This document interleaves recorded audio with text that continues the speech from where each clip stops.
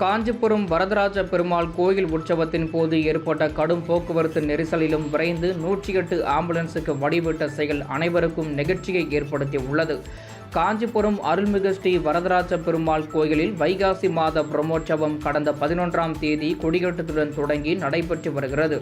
இதையொட்டி காலை மாலை இரு வேளைகளிலும் பல்வேறு வாகனங்களில் வரதராஜ பெருமாள் எழுந்தருளி பக்தர்களுக்கு அருள் பாலித்து வருகிறார்.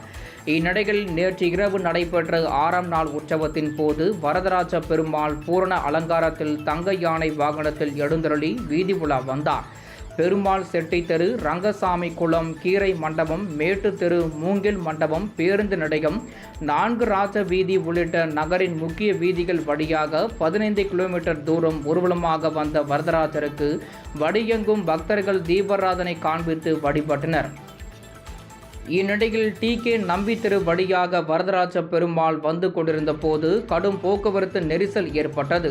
அப்போது அவ்வழியாக வந்த 108 ஆம்புலன்ஸ் வாகனம் போக்குவரத்து நெரிசலில் சிக்கிக் கொண்டதை பார்த்த பாதம் தாங்கிகள் தங்க யானை வாகனத்தை சற்று ஓரமாக நிறுத்திவிட்டு 108 ஆம்புலன்ஸுக்கு வழி ஏற்படுத்தி அனுப்பிய பின் உற்சவம் தொடர்ந்தது.